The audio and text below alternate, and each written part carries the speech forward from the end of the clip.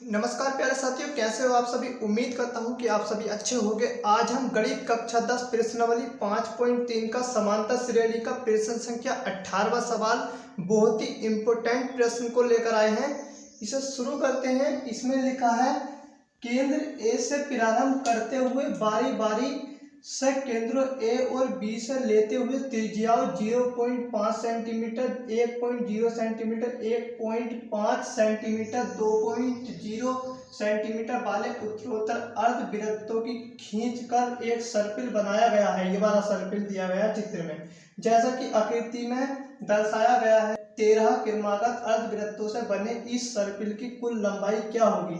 पाई का मान दिया है 22/7 लीजिए। इसमें इस तरीके से शुरू करते हैं। एक सर्पिल इस तरीके से दिया रखा है।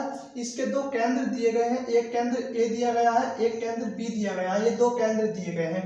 ऊपर वाला जो वृत्त बनता है वो केंद्र ए से बनता है और नीचे वाला जो अर्धवृत्त बनता है केंद्र बी से बनता है। इस तरीके से प्रकार की नोक यहाँ पर रखते हैं। तो इस तरीके से ये वाला वृत्त बनता है अर्धवृत्त। केंद्र बी पर जब हम प्रकार की नोक रखते हैं तो केंद्र ये वाला वृत्त की परिधि बनती है इस तरीके से। इससे किस तरीके से हल करते हैं, यहाँ से यहाँ तक की जो त्रिज्या दी रखी है 0.5 सेंटीमीटर है और यहाँ से यहाँ तक की जो त्रिज्या दी रखी है इसकी दी है इसी तरीके से 1 सेंटीमीटर। इसी तरीके से हम हल करते हैं। पहली त्रिज्या मान लेते हैं हम R1, इस तरीके से R1। तो R1 को हम क्या मान लेते हैं यहाँ पे 0.5 सेंटीमीटर। इसी तरीके से R2 को मान लेते हैं यहाँ पे। R2 हो जाता है यहाँ पे ये वाला 1.0 सेंटीमीटर, 1.0 सेंटीमीटर। R3 क्या हो जाता है यहाँ पे 1.5 सेंटीमीटर और R4 इसी तरीके से मान लेते हैं हम 2.0 सेंटीमीटर। इसमें दिया है 13 क्रमागत अर्धवृत्तों से। तो इसी तरीके से हम क्या करते हैं R1, R2, R3, R4 इसी तरीके से 13 तक लिखते हैं। अब हम क्या करते हैं यहाँ पे वृत्त की परिधि, कुल वृत्त की परिधि हमें पता करना है। इसमें कितना सर्पिल। अब हम क्या करते हैं इसमें वृत्त की परिधि क्या होती है यहाँ पे जानते हैं। वृत्त की परिधि, वृत्त की परिधि, वृत्त की परिधि होती है यहाँ पर 2πr इस तरीके से। अब हम क्या करते हैं अर्धवृत्त की परिधि हम निकालेंगे इस तरीके से। यहाँ पे अर्धवृत्त की परिधि को क्या कर देते हैं हम 2 से भाग कर देते हैं। यहाँ पे 2 × 2 कितना होता है यहाँ पर अर्धवृत्त की परिधि हो जाती है यहाँ पर πr इस तरीके से।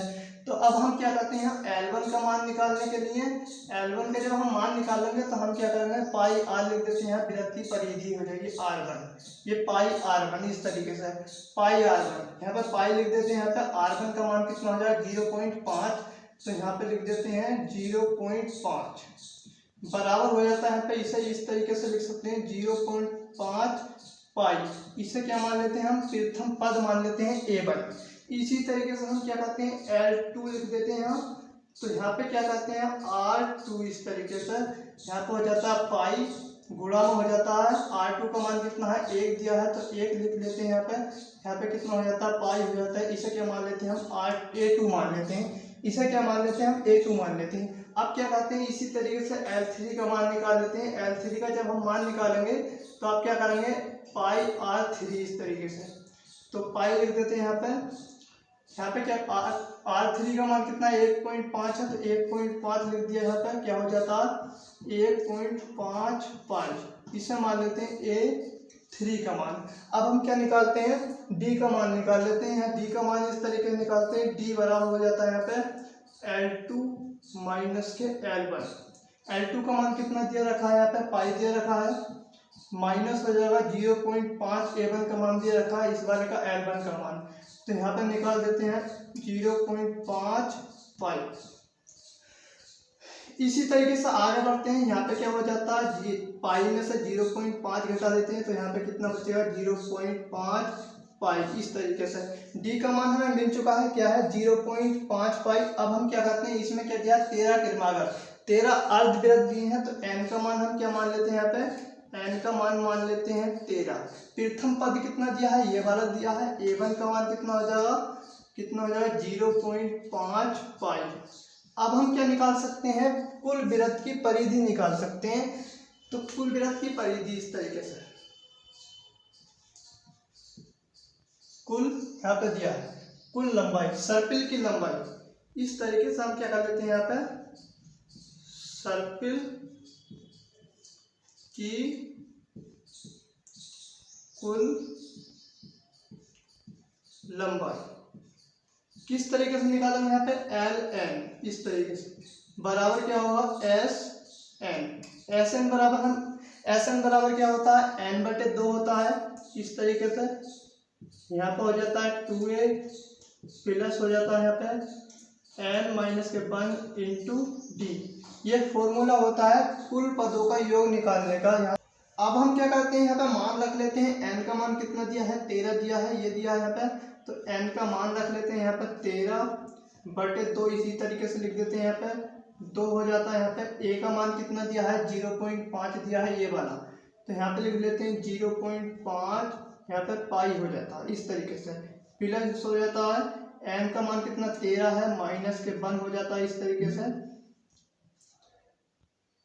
यहाँ पे कितना है, डी है, तो डी का मान इसमें कितना दिया है, डी का मान ये दिया है यहाँ 0.5 पाई। इस तरीके से अब हम क्या करते हैं, शुरू करते हैं। यहाँ पे लिखना स्टार्ट कर देते हैं। यहाँ पे बराबर हो जाता है 13 बटे 2, इस तरीके से 2 की गुणा 0.5 से करेंगे कितना हो जाएगा, यहाँ पे 1 हो जाएगा, पाई हो जाएगा। इस तरीके से अब हम क्या करते हैं, 13 में से 1 घटा देते हैं, यहाँ पे कितना बचेगा, प्लस हो जाएगा, 12 बचेगा। 12 की गुणा कितने से करेंगे हम, 0.5 पाई से कर देते हैं। इस तरीके से आगे बढ़ते हैं। यहाँ पर 13 बटे 2 हो जाता, इस तरीके से यहाँ पे पाई हो जाता, प्लस 12 की गुणा 0.5 से करेंगे कितना हो जाएगा, यहाँ पर 6 पाई हो जाएगा।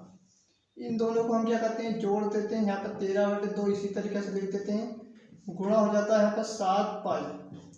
इसमें दिया है पाई का मान 22 बटे 7 लीजिए, तो हम पाई का मान रख लेते हैं 22 बटे 7। इस तरीके 13 बटे 2 7 इसी तरीके से रहने देंगे।